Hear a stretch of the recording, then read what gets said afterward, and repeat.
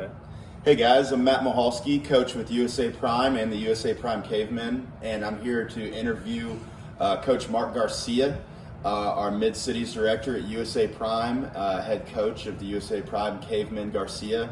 As you guys have seen on the YouTube channel, he's been doing some interviews with some former players, and we're here today to talk to him about some of his tips for coaches, players, and the recruiting cycle, and just kind of get some of insight. So Mark, kind of the first question we have is you got started 25, 30 years ago with the Dallas Mustangs. So talk a little bit about that experience and kind of how it helped you today, and then kind of get into how much different recruiting is now than it was back then. Yeah, so when I first started, first of all, organizations that have 30 teams now had about 5. Some of them had 2 and 1. Some of the bigger ones, the Dallas Mustangs, Dallas Tigers, Patriots, some of those only had 1 and 2 teams, 1 per age group. So it's a lot different. A lot of that recruiting was done, if you were on that team, you were probably already on somebody's radar pretty heavily at that point. Sure, yeah. And then obviously, now it's way different with Twitter and all those different things. So, moving up till now, we have 5 tool and perfect game tournaments and stuff. What are some of the key things that you like to tell your kids to help them, kind of find their collegiate path or potentially get a scholarship? So the first thing I do is say, be real with yourself. You want to make sure. Sure. If you're not a guy that needs to be looking at D1 schools or even D2 schools, know what is realistic, what you can play at. Find 3 or 4 schools, start emailing the coaches, try to get, if you're a junior, you want to get accepted at the school, and then that kind of gets the ball rolling on the process if you're interested in the school. So we start that way. Sure, yeah. And so how important is it for you as a coach to kind of connect with other coaches and kind of network with your former players and everything else to kind of help kids kind of move along? It's funny, a lot of people think the recruiting process is just, it's like it happens A, B, C, D. It's not like that at all. Right. A lot of times it's timing. It could be, there's times when Matt and I could be at a field, we could see a player on another team. He's got guys that he played with, coaches. I've got guys, connection, this, that, and other. We may make a phone call for a kid on another team that stands out in our mind just as well as we would on a kid on our team.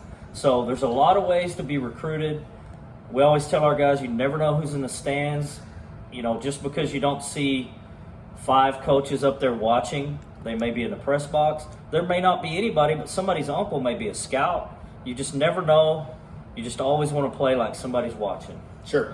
And so obviously, you've been a scout with the Tampa Bay Devil Rays and now Rays, and just being around the game for so long and talking to scouts. What are some of the things that you probably have come across that scouts really look for in players that are trying to get recruited at the college level or even potentially professional prospects? Yeah, obviously one of the 5 tools, hitting for power, defense, arm, and running.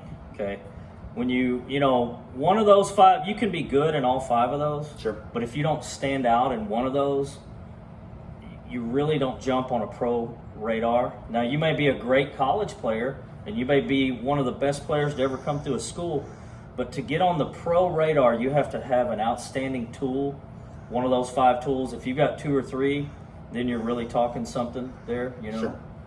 And so kind of with the players you've had that are successful or that have gone to the college level and whatever, what have you seen personally about like their work ethic and how often a week they hit or throw and make sure to get their work in order to kind of put themselves in a position to move on and play college ball? The ones that have gone on and played the deepest, or obviously they were talented. Sure. They're not going to get there without that.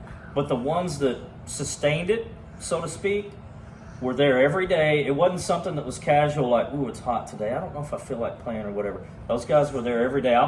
Matter of fact, one of my guys, he coached with us, Tyler Collins. Right. He brought more energy than anybody I've ever seen. We'd be at those 7 a.m., 8 a.m. games, and he was already out there ready to go.